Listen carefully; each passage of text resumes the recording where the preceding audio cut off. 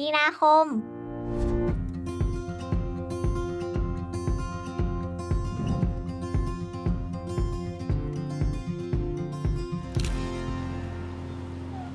วันนี้นะครับผมมาที่คณะสมัยมหาลัยของผมเองก็คือบัญชีจุฬาวันนี้เนี่ยก็คือเป็นวันสำคัญในชีวิตของผมอีกวันหนึ่งนะค่อนข้างตื่นเต้นเพราะว่า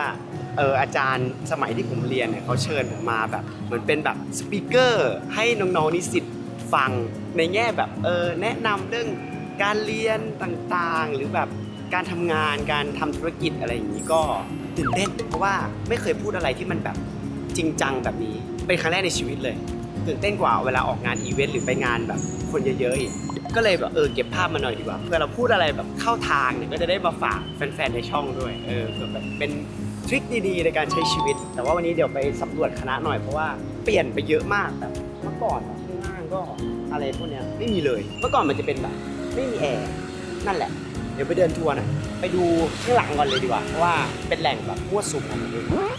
คือเมื่อก่อนมันจะเป็นซุ้มแบบที่เราต้องมาอยู่ตอนกลางวันเลยเพราะว่ามันจะเป็นที่พบปะของแบบเพื่อนๆหรือว่าเพื่อนๆคนไหนอย่างพี่บีพี่หม่ำเนี้ยจะมาส่องหญิงเนี่ยเขาก็จะมานั่งนี้แต่ผมแค่มาเจอเพื่อนๆพี่ๆมากกว่าบริเวณนี้ปก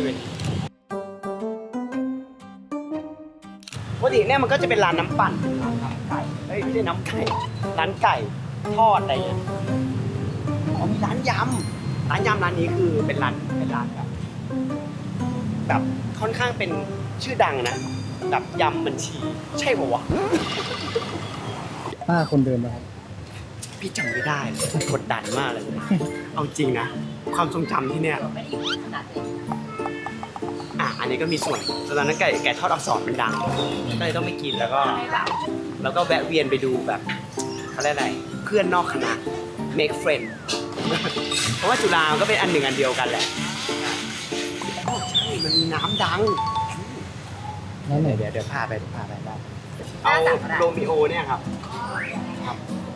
นี่อันนี้คือน้ำแบบที่เป็นซิกเนเจอร์โรมิโอแอนด์จูเลียตมันคือน้ำอะไรผสมกันครับน้ำเนี่ยน้ำพันกับน้ำอะไรครับน้ำแดงกับน้ำพันแต่อันนี้เป็นสูตรลับไปมั้ยเป็นสูตรลับป่ะครับออนแอร์ได้ป่ะครับไม่ห่วงแล้ว น้อยใจ ป้าไปขาย เอาจริงดิ แล้วก็ตึกนี่ก็จะขโมยป้าไปขายเลย เอาเหรอแต่ป้าเป็นร้านแรกไหม นี่เมื่อก่อนเนี่ยมัน40 กว่าปีแล้วรุ่นเลย ใช่ เรือสำราญมันล่มอยู่กลางทะเลอ่ะ เรือสำราญเลยอะป่ะ เรือสำราญเข้ามาจากต่างประเทศแบบเขาล่องเรือที่ว่าเขาไปแบบท่องเที่ยวอ่ะ ครับ แล้ว แล้วก็มานั่งดูก่อนครับ แล้วเกี่ยวอะไรกับโรมิโออะป่ะ ที่จะไปเขาตั้งเพราะว่ามีผู้หญิงกับผู้ชาย2 คน ครับ ก็ตอนนี้ก็เขาก็เลยแบบตายก่อนกันพอเรือมันล่มออกตัวไปในเรือตะแคงมันจะตกไป แล้วตอนเขาตายอ่ะเขาเกาะกัน อ๋อเข้าใจแล้วมันเลยแบบ เข้าใจไหม คู่กัน ก็เลยคู่กันโรมิโอกับจูเลียต แต่พล็อตป้างงๆหน่อยนะ เพราะว่าพล็อตป้ามันคือไททานิคแต่ว่าโรมิโอจูเลียตอะตายในโบสถ์หรือเปล่าแต่เหมือนป้าเอาเรื่อง2 เรื่องมาปนกันป่ะไม่แต่ผมคอยตามเลยนะ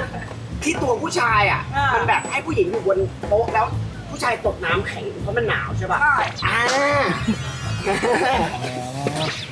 ใครคอยตามเหมือนผมมาไปพักนึงว่าเอ๊ะคือลีโอนาร์โดอ่ะเขาเล่นเรื่องโรมิโอจูเลียตด้วยไททานิคเนี่ยเขาก็เล่นป้าเขาเลยเอามาเขาเรียกแมชอัพกันแต่เราก็รู้สึกว่าเขาเข้าใจแบบเขาก็สนุกดีแล้วเราเลยไม่ได้แก้เขาเนาะ โอเคประมาณนี้เดี๋ยวไปเตรียมตัวละเพราะว่าจะถึงเวลาแล้ว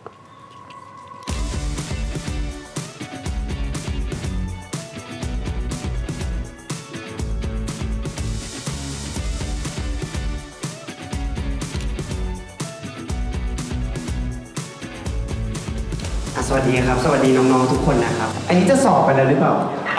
อีก2 อาทิตย์สบายทัน แล้วสมัยที่มาแล้วคะสมัยสอบนี้เตรียมตัวนานเลยค่ะ จริงๆแบบมันเป็น1 เรื่องที่เราต้องปรับตัวมากๆนะจากมัธยมขึ้นมาระดับมหาวิทยาลัยก็คือเรื่องการสอบเนี่ยแหละสมัยมัธยมเนี่ยเราอ่านแบบ3 วันเต็มที่5 วันเนี่ยก็ทันแล้วแต่พอมหาลัยเนี่ยเราก็ใช้เวลาประมาณเท่าเดิมนี่แหละอาทิตย์หนึ่ง ไม่ทันเลยคือโอ้โหแบบแทบไม่ได้นอนเลยอะไรเงี้ยมันเป็นหนึ่งเรื่องที่เราแบบรับมือไม่ได้จนแบบเรียนรู้กับมันว่า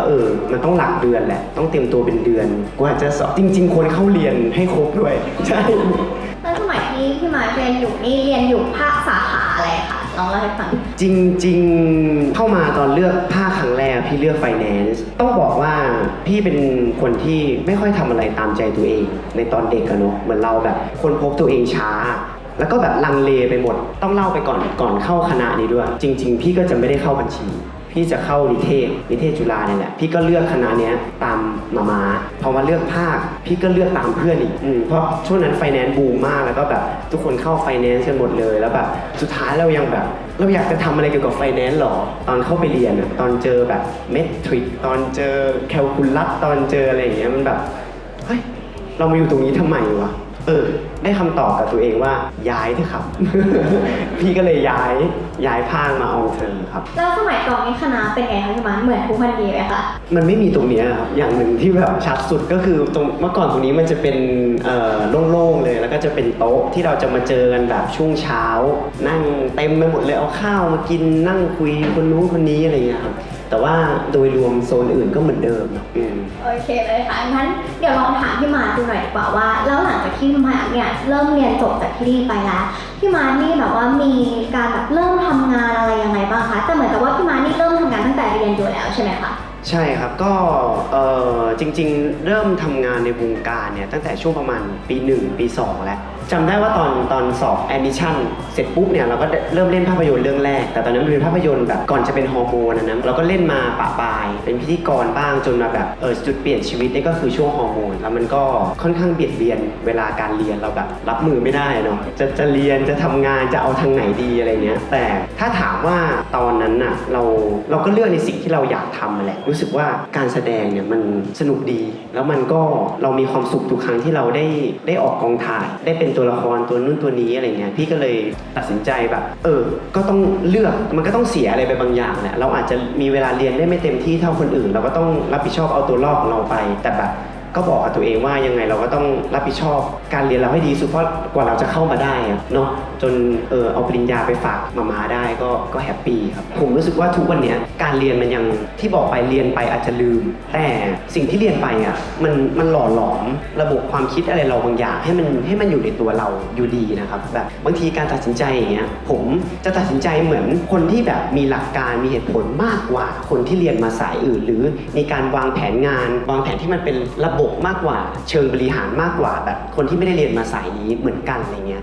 เรานอกเหนือจากการที่พี่มาเนี่ยเป็นนักแสดงพี่มาได้ลอง explore ตัวเองในด้านอื่นๆบ้างไหมคะถ้าในแง่ธุรกิจก็ลองเยอะตั้งแต่เราเข้าภาคองเทอร์เนี่ยก็ยิ่งแบบร้อนวิชาเลยช่วงปี 3 ปี 4เนี่ยจะเป็นช่วงแบบที่เด็กคณะเราเนี่ยจะแบบร้อนวิชามากเราเรียนบริหารมาไฟแรงเราแบบทำอะไรที่เราแบบสนใจดีกว่าธุรกิจแรกที่ทำกับเพื่อนๆแล้วก็รุ่นพี่ก็คือเปิดร้านเหล้า ปี 1 ปี 2เชื่อว่าหลายคนก็ชอบเฮฮาปาร์ตี้เนาะแล้วก็รู้สึกว่าทำไมเราต้องไปเอาตังค์อุดหนุนให้ร้านอื่นเราอุดหนุนอัดยายซื้อขนมยายเข้าตังค์ตัวเองดีกว่าก็เลยแบบคุยกับรุ่นพี่จะเปิดร้านเหล้าเปิดแถวนี้ก็มันแบบไม่แกรนเราเรียนบริหารมาเปิดทองหล่อค่าเช่านี่แบบหูฉี่เลยกระอักเลือดแต่ก็ยอมลงเงินกันลงขันกันไปเปิดปุ๊บตอนนั้นก็มันเวิร์กนะครับตอนนั้นไอเดียของธุรกิจคือเราไปประเทศที่มันพัฒนาไปไกลกว่าเราก็ไปเอาต้นแบบร้านเหล้าที่อยู่ต่างประเทศมากลับมาเปิดในไทยซึ่งตอนนั้นก็ทำแบบเมนูค็อกเทลที่มันแบบอลังการมีตู้ปลาในร้านแบบจริงจังไปหมดเลยช่วงแรกที่เปิดมันเวิร์กมาก1 ปี 2 ปีแรกแบบร้านเราไปได้ดีมากคนเต็มต่อคิวเข้าตลอดคิดการใหญ่ต่อซื้อห้องข้างทุบขยายต่อเป็นอีก3 เท่าใหญ่ขึ้น3 เท่าทีนี้อันนี้คือการเรียนรู้ครั้งแรกสำหรับการทำธุรกิจคือโตแต่พอดีแล้วอย่าแบบก้าวนำความแข็งแรงของขาเราเท้าหลักมันยังไม่ดีเลยก็ไม่ต้องรีบก้าวต่อตอนนั้นรีบก้าวไปนิดนึงแล้วสิ่งที่เรียนรู้คือฟิกคอสมันมากขึ้นเสน่ห์ของร้านก็หายไป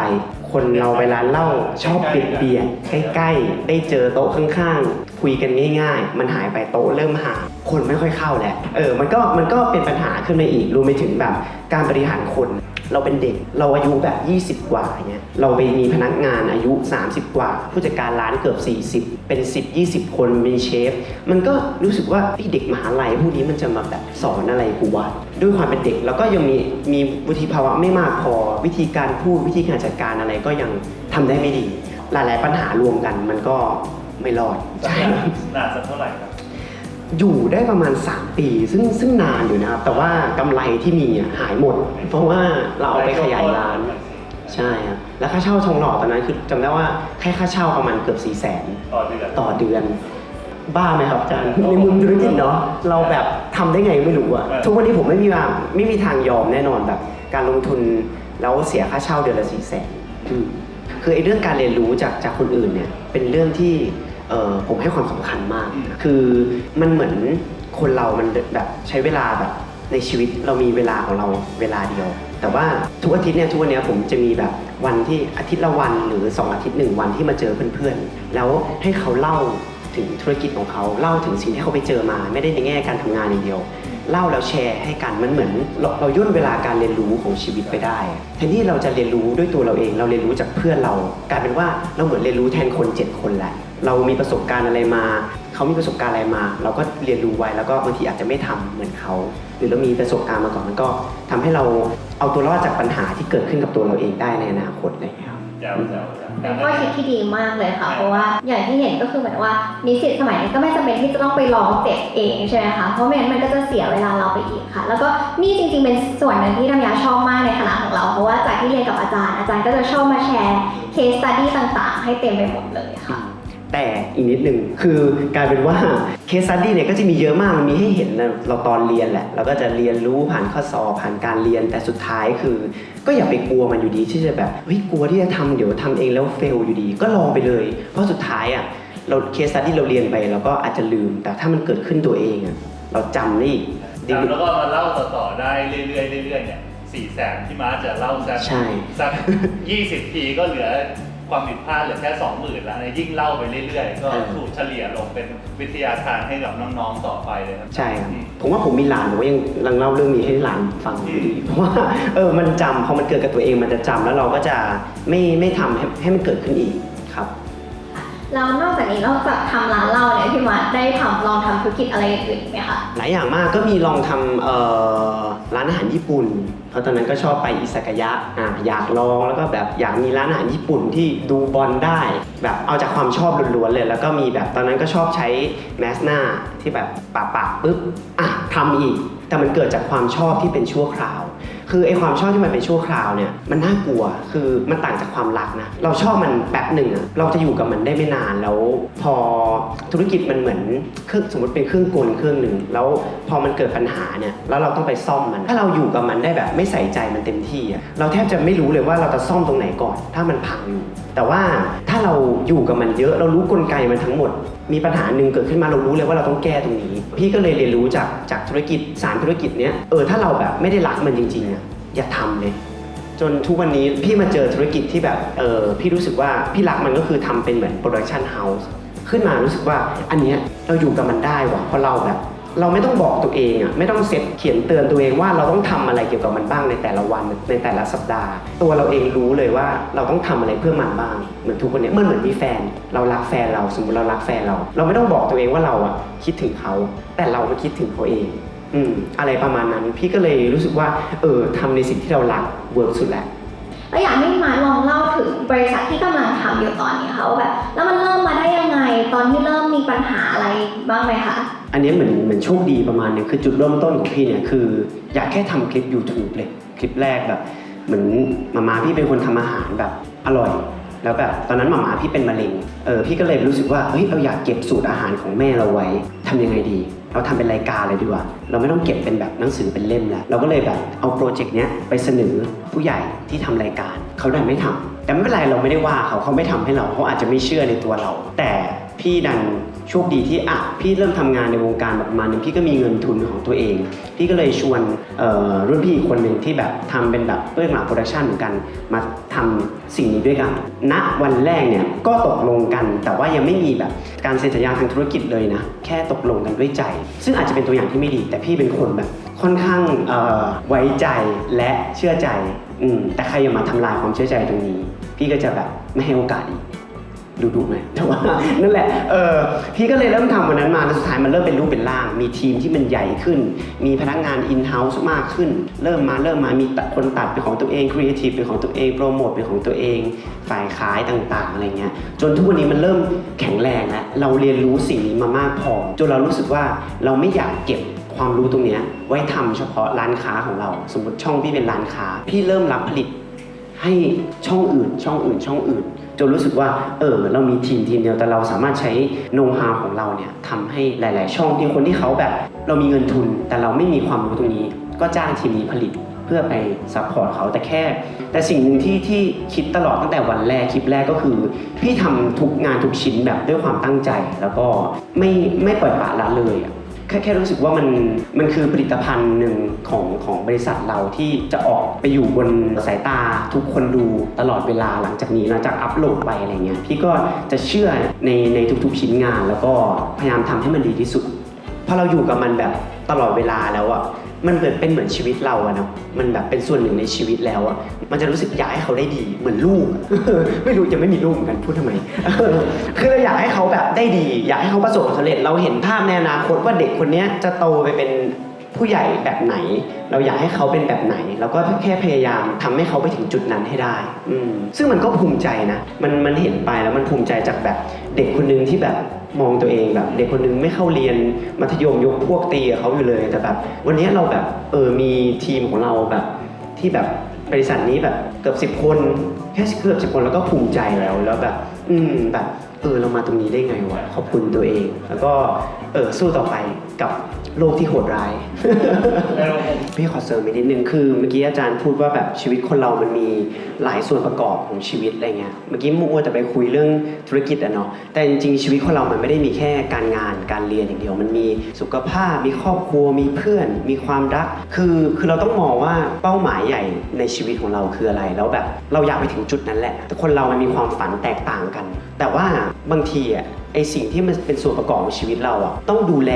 มันไปแล้วก็พัฒนามันไปเรื่อยๆไม่ใช่เฉพาะเรื่องการเรียนการงานอย่างเดียวบางคนไปเครียดการเรียนการงานจนแบบไม่ได้มีเวลาดูแลสุขภาพไม่มีเวลาให้เพื่อนไม่มีเวลาให้คนที่เรารักสุดท้ายมันใครจะมายืนดูเราสำเร็จอะไม่มีเพื่อนสักคนหนึ่งไม่มีครอบครัวที่มาดูเราดีไม่ดีแบบเราสำเร็จธุรกิจแต่เรายังลุกขึ้นไม่ไหวเลยเพราะสุขภาพเราไม่ดีอะไรเงี้ยที่ว่าทุกอย่างมันแบบมันต้องบาลานซ์ไปด้วยกันแล้วแบบถ้ามันไปถึงจุดวันที่เราสำเร็จได้ให้เราพยายามทำให้เราอยู่ตรงจุดนั้นให้นานที่สุดเพราะฉะนั้นเรื่องทุกอย่างต้องไปพร้อมๆกันเนาะก็อย่าไปเครียดกับการเรียนมากชิลๆ อย่าไปเครียดเลยพี่เป็นคนที่แบบชิลมากเลยนะเรื่องการเรียนแบบชิลๆมากยิ่งจบมายิ่งแบบกูคิดถูกดีว่าแบบเราไม่ต้องไปใส่ไม่ได้ไปใส่ใจมันแต่ว่ายังไม่ต้องไปแบบซีเรียสกับมันมากสุดท้ายมันแบบมันไม่ได้เป็นทุกอย่างของชีวิตเลยมันเป็นแค่พาร์ทเดียวมันอาจจะเป็นแบบ 25% 20% ของชีวิตก็ได้ก็ฝากไว้อย่าเครียดมากนะจ๊ะแต่สู้ๆในการสอบเวลาที่เราเหนื่อยอะครับแบบว่าเราท้อเรารู้สึกเหนื่อยเราอยากเลิกทำแล้วเรารู้สึกว่ามันแบบเราไปต่อไม่ไหวอย่างเงี้ยครับอยากรู้ว่าทั้งพี่มาร์คแล้วก็ทั้งอาจารย์กวินแบบว่าวิธีในการทำให้แบบเราไปต่อไปได้ทำใจได้อย่างเงี้ยใช้วิธีไหนครับอะไรอย่างเงี้ยครับคือความรู้สึกเนี้ยมันเกิดขึ้นได้แต่แบบมันเหมือนไฟเรามันมอดลงมันน้อยลงอะไรเงี้ยคือบางทีมันอาจจะไม่ได้มอดเสมอไปก็ได้เราอาจจะต้องเบรกตัวเองออกมาแล้วก็ลองไปทำอย่างอื่นก่อนมันเหมือนแค่เราแรงใจหมดอะแต่จริงๆแบบมันอาจจะไม่ได้หมดจริงๆมันแค่แบบเป็นภาวะช่วงนั้นเราถอยตัวเองออกมาไปหาน้ำมันเดี๋ยวกลับมาเติมไปหาเชื้อเพลิงเดี๋ยวกลับมาเติมมันอาจจะแบบกลับมาจุดติดอีกครั้งแล้วมันแบบไฟลุกแรงกว่าเดิมก็ได้อย่าไปงมตรงนั้นแบบเฮ้ยทำไมฉันท้อแท้จังเลยวะทำไมกูท้อแท้จังเลยวะแต่ว่าแบบลองถอยออกมาก่อนก็ได้บางทีแบบเราไปอยู่กับมันเยอะๆเหมือนแฟน สมมุติว่าเรามีแฟนเราอยู่กับแฟนตลอดเวลาก็ไม่ใช่เรื่องที่เวิร์กเสมอไปนะมันต้องมีพื้นที่ส่วนตัวของกันและกันมั่งมีเวลาไปแบบไปทำอะไรมันก็เทคเบรกแบบหนึ่งแล้วก็กลับไปเจอกันใหม่อาจจะรักกันมากกว่าเดิมก็ได้ครับทำไมเนี่ยเข้าเรื่องแฟนตลอดเลย เห็นภาพมันใกล้ตัวอยู่ใช่ครับมีคนถามว่าพี่มาร์คกับอาจารย์กวินครับผมมีวิธีการเติมแพชชั่นในชีวิต ให้กับตัวเองยังไงบ้างครับผม เติมว่ะ แพชชั่นมันเติมกันได้ไหมไม่รู้เหมือนกันพี่ว่ามันไม่รู้เติมยังไงเหมือนกันนะแต่พี่ก็แค่บอกว่าชอบอะไรรักอะไรก็อยู่กับมันอ่ะมันออกมาเองอ่ะมันเรามีแพชชั่นให้ฟุตบอลมีแพชชั่นให้การแสดงมีแพชชั่นให้งานในบันเทิงมันก็มาเองมันไม่ได้เป็นสิ่งที่มันสร้างขึ้นมาได้อ่ะคนเรามันรักอะไรชอบอะไรมันออกมาเองอ่ะสร้างไงอะครับอาจารย์ โอเคในมุมมองของผมนะตัวนี้ก็วิเคราะห์ตัวเองระดับหนึ่งคำว่า passion เนี่ยบางทีแบบมันคือกำลังใจที่แบบอยากที่จะทำอะไรของเราตัวหนึ่งที่จะเติมเต็มกันได้คือคุณจะต้องแบบอยู่ข้างๆคนที่แบบ active ด้วยกันคนที่แบบขยันหรือว่าแบบ proactive เหมือนคุณนะเพื่อนร่วมงานที่ใกล้ชิดเห็นกันทุกวันนะอาจารย์ก็ค่อนข้างที่จะแบบอิสระนะบางทีอยู่คนเดียวเนี่ยต้นไม้มันอยู่คนเดียวมันก็เหี่ยวเหมือนกันถือว่าแบบเจอกระแสสังคมเจอมุมมองอะไรต่างๆแบบปักพลังชีวิตมันก็เหี่ยวดังนั้นผมก็เริ่มคิดถึงจูว่าแบบเราจะเพิ่มแพชชั่นเพิ่มพลังของเราเนี่ยเราจะต้องจบคนที่น่าสนใจคนที่แบบอยู่รอบๆด้วยแล้วแบบรู้สึกมีพลังแล้วแบบทานข้าวกับเขาแฮงเอาท์กับเขาเจอกับเขาบ้างนัดเจอกันบ้างเนี่ยอันนี้เป็นมุมมองของการเติม energy อาจจะไม่ได้อยู่ในฟิลเดียวกันก็ได้นะแต่พอเราเห็นเขาทำในสิ่งที่เขาทำเหมือนที่มาชามานับเพื่อน2 อาทิตย์ครั้งเดือนละครั้งอย่างน้อยที่สุดมันได้พูดคุยมันได้แลกเปลี่ยนนะบางทีสิ่งที่เราไม่เห็นมันไม่ใช่ไม่มีจริงถูกปะเราไม่เห็นเนี่ยแต่บางทีรู้สึกถึงพลังแต่ละคนได้ผมก็แนะนำว่าแบบเผื่อใครอยากจะเติมเต็มเริ่มเขียนรายชื่อหรือว่าเริ่มปรับตัวเองแล้วก็แบบแฮงเอาท์กับเพื่อนๆเป็นกลุ่มไม่ได้อยู่ตรงนี้ครับ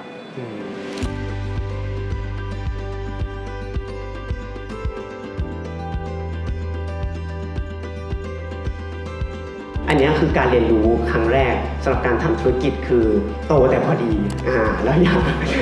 แบบก้าวนำความแข็งแรงของขาเราเท้าหลักมันยังไม่ดีเลยก็ไม่ต้องรีบก้าวต่อแต่สุดท้ายคือก็อย่าไปกลัวมันอยู่ดีที่จะแบบกลัวที่จะทำเดี๋ยวทำเองแล้วเฟลอยู่ดีก็ลองไปเลยเพราะสุดท้ายเราเคสที่เราเรียนไปเราก็อาจจะลืมแต่ถ้ามันเกิดขึ้นตัวเองมันจะจำแล้วเราก็จะไม่ทำให้มันเกิดขึ้นอีกครับคือไอ้ความชอบที่มันเป็นชั่วคราวเนี่ยมันน่ากลัวคือมันต่างจากความรักนะเราชอบมันแป๊บหนึ่งเราจะอยู่กับมันได้ไม่นานแล้วเหมือนทุกคนเนี่ยมันเหมือนมีแฟนเรารักแฟนเราสมมติเรารักแฟนเราไม่ต้องบอกตัวเองว่าเราคิดถึงเขาแต่เราก็คิดถึงเขาเองอะไรประมาณนั้นพี่ก็เลยรู้สึกว่าทำในสิ่งที่เรารักเวิร์กสุดแล้วบางทีไอสิ่งที่มันเป็นส่วนประกอบของชีวิตเราต้องดูแลมันไปแล้วก็พัฒนามันไปเรื่อยๆไม่ใช่เฉพาะเรื่องการเรียนการงานอย่างเดียวบางคนไปเครียดการเรียนการงานจนแบบไม่ได้มีเวลาดูแลสุขภาพไม่มีเวลาให้เพื่อนไม่มีเวลาให้คนที่เรารักใครจะมายืนดูเราสำเร็จดีไม่ดีแบบเราสำเร็จธุรกิจแต่เรายังลุกขึ้นไม่ไหวเลยเพราะสุขภาพเราไม่ดีถ้ามันไปถึงจุดวันที่เราสำเร็จได้พยายามทำให้เราอยู่ตรงจุดนั้นให้นานที่สุดเพราะฉะนั้นเรื่องทุกอย่างต้องไปพร้อมๆกันเนาะก็อย่าไปเครียดกับการเรียนมากเสร็จเรียบร้อยวันนี้นะครับเดี๋ยวไว้คลิปหน้าจะเก็บภาพมาฝาก